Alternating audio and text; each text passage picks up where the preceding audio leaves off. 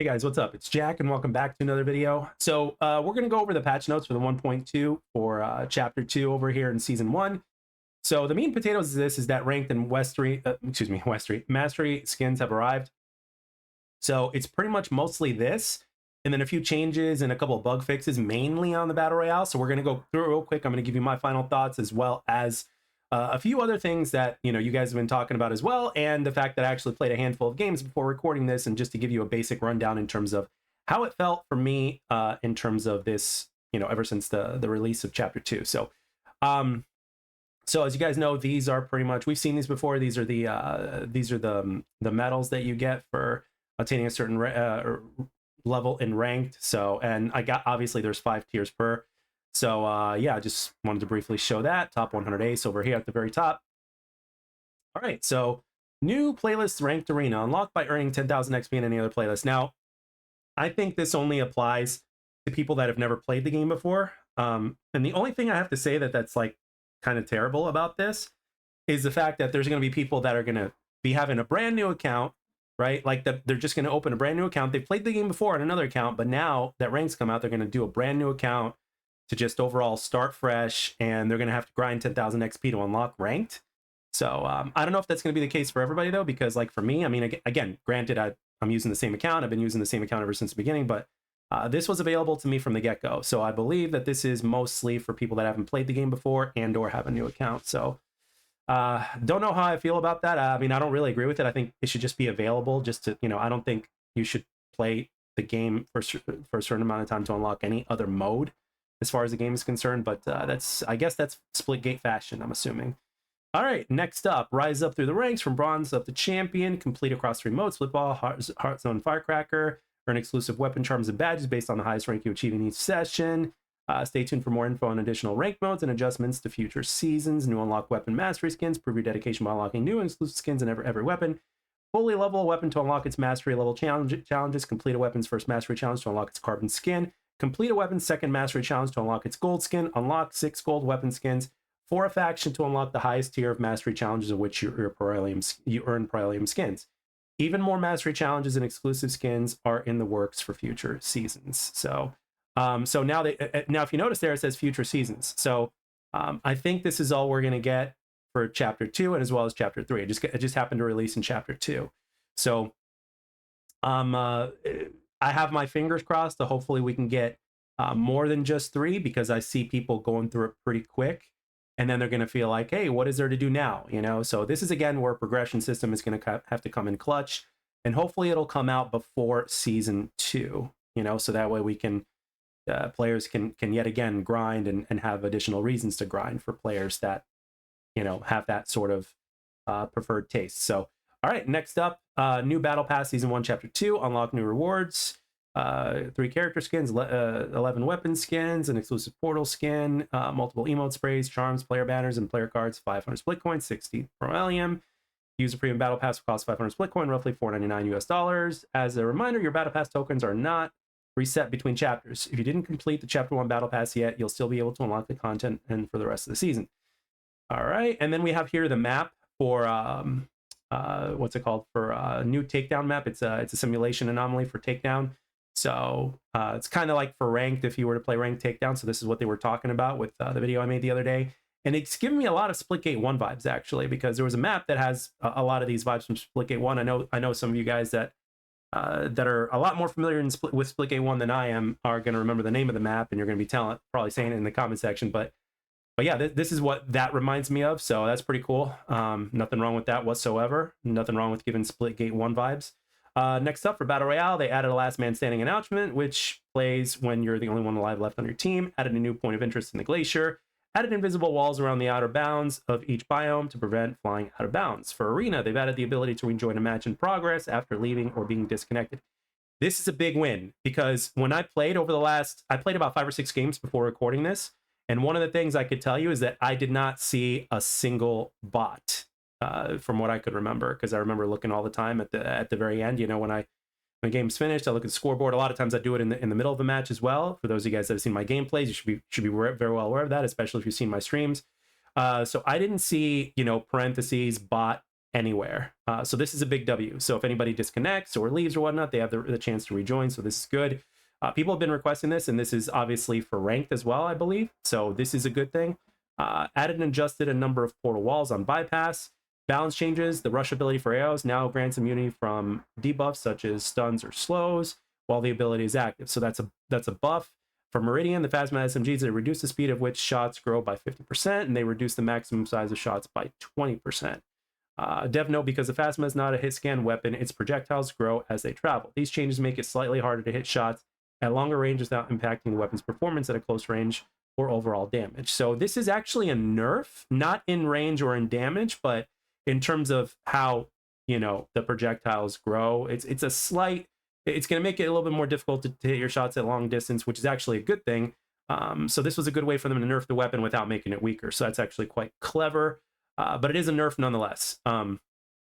Bug fixes and improvements. Fixed an issue with Arena that tied around would display as a win despite not counting towards the number of rounds won. Fixed a visual bug on Firecracker that could cause a bomb indicator to appear over the heads of multiple teammates. Improved performance and reduced hitching in Battle Royale. Improved the quality of global elimination in Battle Royale. Improved performance and lighting for all dynamic and distant objects like item pickups, players, and chests in Battle Royale and on Onslaught. Let's see, fix an issue where graphical artifacts could appear when swapping weapons. Improve the visual quality of rendering performance of items in the store. Ice on custom maps is now slippery, and fixed a variety of graphics crashes. Now, I was actually surprised that this was the only thing that they did. I don't know if they did anything else in the background that just, you know, that's just the normal stuff or whatnot, but I'm assuming they would have told us if they did. But I wanted to reiterate one more time that there are a few players out there that have a more powerful rig than myself, and I play on PC. I do have an Xbox Series X, but I haven't played it on there yet, and I really don't plan to because I'm having quite the experience on PC, which is more than fine with me. But one thing I do want to iterate is that there are people out there that have more powerful rigs than myself, right? And I'm running a 3060 Ti and a 12th gen i5 and 32 gigs of RAM. So my rig is, it's a solid rig, but it's like somewhere in the middle in terms of power overall. But there are people out there that have a significantly more powerful rig than myself that are having frame rate issues. And lately, my frame rates have been averaging in the high 190s to, you know, 230 or 240 at the very maximum. But they've been a lot more steady in the high 190s or low to mid 200s. So, excuse me. So it's been a lot more stable for me. Previously, I've had problems to where it would fluctuate quite a bit, which would give me, in terms of how the game felt, it felt very inconsistent because the FPS would fluctuate greatly. Granted, this only happened for a couple of sessions for a brief period of time, but it certainly was noticeable. But over the last week or so, things have been a lot more steady. And with my personal experience, especially with this particular update, the game actually feels, you know, smoother, believe it or not, for me personally, and a lot more consistent and more responsive for me. Now, I know that not everybody's experience is going to be the same. And just an FYI, my graphics settings on Splitgate 2, all of them are on low, except for the portals, you know, because I still want to be able to see people through portals very clearly, et cetera, et cetera. So those are either on high or ultra. I'm pretty sure they're on ultra. They were, at first, they were on low, but then once I seen a few videos, I was like, yeah, they definitely have a point there. So I ended up changing it, and thankfully the difference wasn't all that much, but the rest of my settings are on low. So just in case some people were curious. So for those of you that have had those kind of problems to where you have a good rig, you know, or a middle tier rig like mine, or in some cases even less than mine, there are people out there that have less power than I do, you know, under the hood, so to speak, that have had really consistent performances and vice versa. So I want to know in terms of, you know, what your consistency has been in, because I think it's something very important that the devs should know, especially in the comment section down below, as well as just how the game overall feels for you guys. Because for some of you guys, this isn't going to be the biggest deal because they're just basically telling us and reiterating what they have already, but they've also given us a very few specific changes in terms of this, specifically for the balance changes, which are very minor, and then bug fixes and improvements. But the main thing, obviously, was the fact that they had to get these two things out, right? The Mastery Camo challenges and rank, those are like the two big highlights, and they're big ones, which is very understandable. So hopefully now they can kind of go back and kind of work on more bugs, more consistency fixes and stuff like that to continue to optimize the game. Because I know for a few people that has been a problem, as well as people that are on the other side of the pond that are still having to deal with playing on US servers, as well as people in Australia that are having problems. And I can only imagine what this game must feel like, you know, at 150 plus ping or something like that. And speaking of ping, I think one of the things that the devs really need to prioritize as soon as possible is to get a ping counter in the game. I didn't see one in this particular update unless there was something I had to do in the options menu. But you know, please, devs, if you have not applied it yet, please get to a point to where we can have a ping counter on our screen, at least as an option to activate it. Pretty much every other first-person multiplayer shooter has it, and Splitgate 2 should be no exception to this. But yeah, that pretty much is it. Like I mentioned, the performance for me has been a lot more what's it called? A lot more consistent, or noticeably consistent.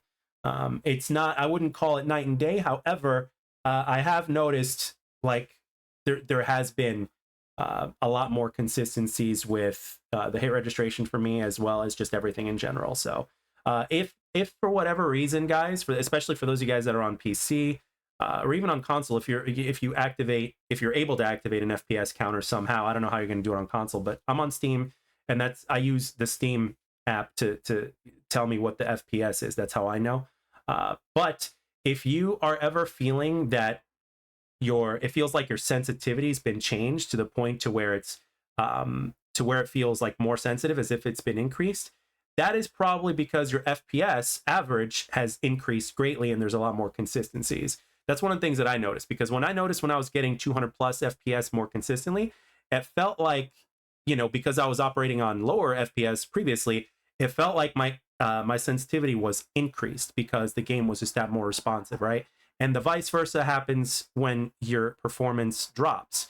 Sometimes you'll feel like you're having a lower sensitivity, and it takes more time for your character to move. This is what happens when you get frame rate drops in any game, whether it's a single player or multiplayer game. But multiplayer, it kind of just feels like your sensitivity's been dropped. So just wanted to kind of point that out there for those of you guys that might be feeling that, because that's what that is. Because that's what I was looking on my top right hand corner, and that's how I was able to tell. So whenever I was dropping frames consistently in the past, in the first, you know, in a few sessions that I've had in the past with this game, it was something that I definitely noticed. You know, I was going from below 120, believe it or not, in some cases, and fluctuating to the high 170s, high 180s. And when you consistently fluctuate up and down like that, it makes it to where the game itself feels very inconsistent. You can feel like you're moving slower, and then all of a sudden when your frames go up, you feel like you're moving faster. It's just what it is. So that's why consistency is so important. So but with that being said, I want to know what you guys have been feeling with this update, if anything. And yeah, and on a final note, you know, there have been a few games, actually, as a matter of fact, one of the handful of games that I had before recording this,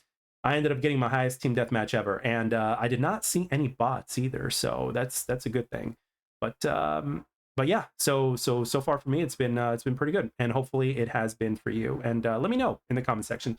And as always, I'd like to thank everybody for taking the time to watch and or listen, and I'll catch you guys on the next one.